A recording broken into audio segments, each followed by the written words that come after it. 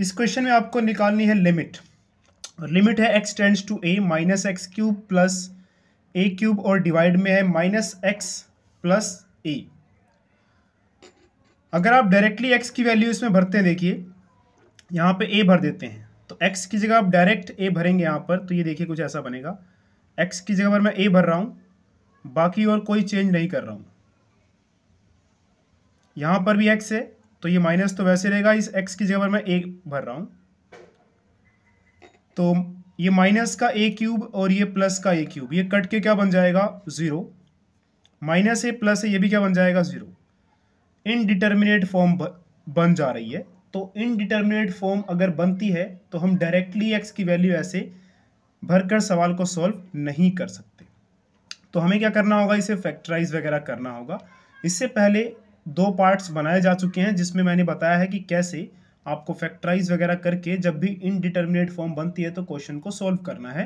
तो वो 2 पार्ट्स एक बार आप ज़रूर देख लें।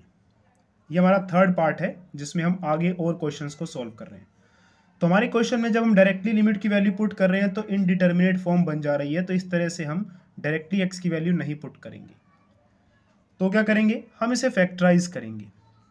चलिए, तो फैक्टराइज करने के लिए इसे हम एक बार दोबारा लिख लेते हैं। Limit x tends to a minus x cube plus a cube, divide में है माइनस एक्स प्लस ए। इसको फैक्टराइज करने से पहले हम थोड़ा इसको सिंपल तरीके से लिख लेते हैं, देखिए, ताकि हमें फैक्टराइज करना आसान हो जाए। आप पहले ए क्यूब को लिख लीजिए, फिर माइनस एक्स क्यूब को लिख लीजिए। यहां पर भी आप पहले नीचे जो नीचे वाली टर्म है इसमें ए को पहले लिखेंगे और माइनस एक्स बाद में लिखेंगे। ठीक है, तो ये नीचे वाली जो हमारे पास टर्म्स थी इसमें ए पहले लिख लेंगे और माइनस एक्स बाद में। ऐसे आप कर सकते हैं, बस ये ध्यान रखना है ए के सामने प्लस था तो ए के सामने प्लस ही रहना चाहिए, तो यहाँ कोई निशान नहीं है मतलब प्लस है। और एक्स क्यूब के सामने माइनस था तो वो माइनस रहना चाहिए, तो वही रखा है हमने, निशान चेंज नहीं किया, इसलिए ऐसा लिखा जा सकता है। ऐसा क्यों किया, देखिए, क्योंकि अब हम इसे बहुत आसानी से फैक्टराइज कर सकते हैं। चलिए फैक्टराइज करते हैं।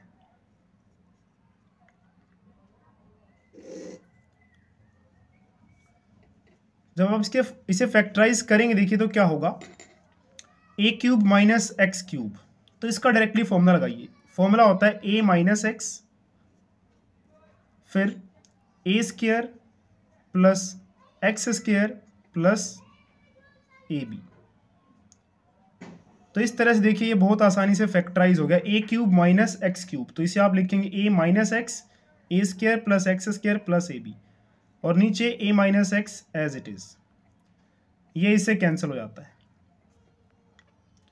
और ये माइनस वाले अगर हट गए ना, देखिए माइनस वाले कट गए, अब सब यहाँ पे प्लस वाले नजर आ रहे हैं। अब तो इनडिटर्मिनेट फॉर्म बनने का चांस ही नहीं होगा, क्योंकि कुछ ऐसा होगा ही नहीं कि माइनस करके 0 आए, प्लस ही करना है सब कुछ को। तो अब हमारे पास बचता है, देखिए, limit x tends to a square plus x square plus a b. अब आप डायरेक्टली x की वैल्यू यहाँ पे भर दीजिए। तो जहां जहां आपको x नजर आ रहा है वहां पर आप क्या करेंगे, a भर देंगे। तो यहाँ पे तो a स्क्वायर है, ये एज इट इज। यहाँ पे x की जगह पे आप a भर देंगे, इसका स्क्वायर, और ये ए बी का मतलब देखिए यहाँ पे ये था x a square plus x square, a b मतलब ये a, और अगर ये b होता तो यहाँ पे b आता, पर b हमारा यहाँ पे क्या है x, तो यहाँ आप x लिखेंगे। यहाँ पर भी क्या लिखेंगे, x। b नहीं है ना यहाँ पर, अगर आप इसको b मानते हैं तो b आता, तो यहां पर भी क्या आएगा, ax आएगा। अच्छा, x की जगह पर हम a पुट कर रहे हैं, तो यहां x की जगह पे a भर दीजिए।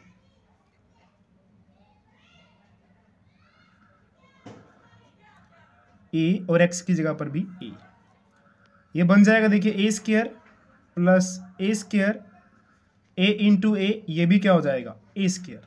तो फाइनल आंसर क्या आ गया, 3a स्क्वायर।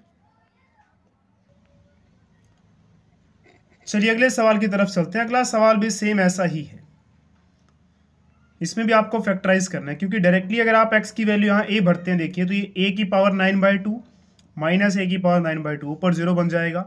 नीचे भी देखिए ए की पावर 3/2 माइनस ए की पावर 3/2। तो अगर आप डायरेक्टली एक्स की वैल्यू यहाँ ए भरते हैं तो इनडिटर्मिनेट फॉर्म बनेगा। तो एक्स की डायरेक्टली ए वैल्यू भर के फायदा नहीं है।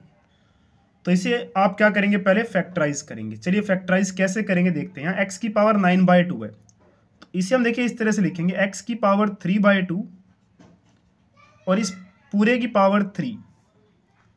तो देखिए 3 × 3 क्या हो जाएगा, 9 हो जाएगा ना। तो इस 9 को आप 3 × 3 ऐसे लिख लीजिए। ऐसी ए की पावर 9/2 है, इसे आप लिखेंगे ए की पावर 3/2 और बाहर 3 लगा दीजिए। ऐसा क्यों किया हमने, ताकि नीचे वाले से मैच करने लग जाए। देखिए नीचे भी एक्स की पावर 3/2 और माइनस ए की पावर 3/2 है। अब देखिए ये मैच कर रहा है नीचे वाले से, एक्स की पावर 3/2 ए की पावर 3/2। तो एक स्टेप बस आपको यहाँ ध्यान देना था कि एक्स की पावर 9/2 को आप कैसे लिखेंगे, 3/2 और ये 3 अलग कर लेंगे, क्योंकि 3 3 9 ही होता है। तो 9 को ऐसे लिख सकते हैं हम यहाँ पर भी, एक्स की पावर 3/2 माइनस ए की पावर 3/2, नीचे वाला एज इट इज।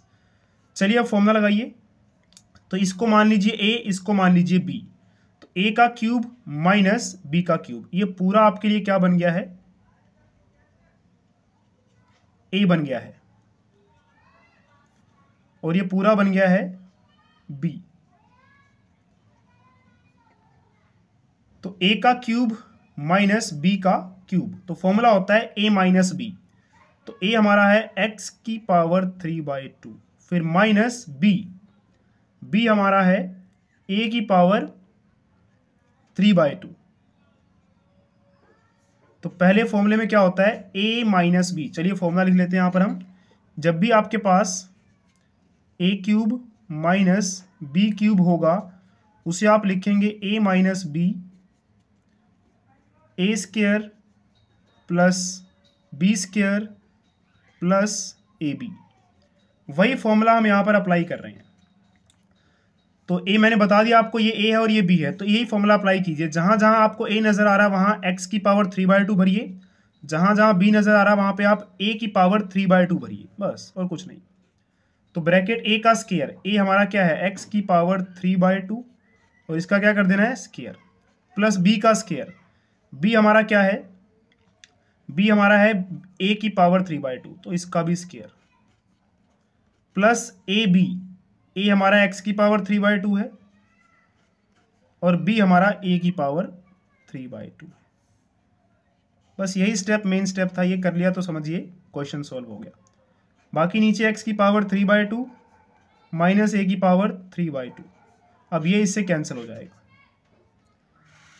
तो फाइनल देखिए आपके पास क्या बचता है,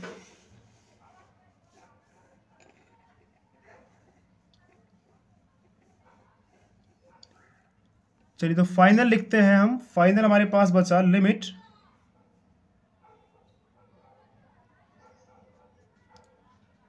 x टेंड्स टू a। तो जो काट दिया हमने, काटने के बाद हमारे पास क्या बचा मैं उसे लिख रहा हूं। तो x की पावर 3/2 का स्क्वायर, a की पावर 3/2 का स्क्वायर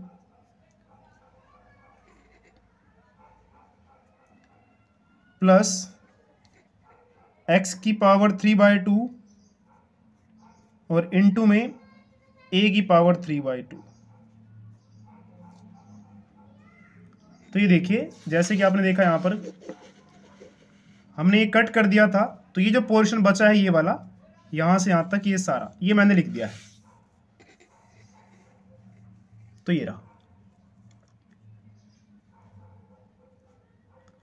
चलिए फटाफट से x टेंड्स टू a है तो x की वैल्यू a भर दीजिए यहाँ पर, या पहले से सॉल्व कर लेते हैं। x की पावर क्या बन जाएगा, देखिए ये 2 जब इससे मल्टीप्लाई होगा तो ये 2 से 2 कट जाएगा, तो क्या बचेगा x की पावर 3। यहाँ पर इससे कट जाएगा तो क्या बचेगा a की पावर 3। बाकी इसमें तो कोई कटेगा नहीं, तो x और a की पावर 3/2 बचेगा यहाँ पे। तो x की पावर 3/2 और a की पावर भी 3/2। अब लिमिट लगा दीजिए। तो जहां जहां आपको x नजर आएगा वहां a भर दीजिए। तो यहां a भर दीजिए, तो अगर हम यहाँ a भरते हैं तो ये बन जाएगा a की पावर 3। यहाँ तो a की पावर 3 था, यहाँ तो कुछ करना ही नहीं है। यहाँ x की जगह पे आप भर दीजिए a, तो a की पावर 3/2 और ये a की पावर 3/2 एक पहले से यहाँ पे मौजूद था।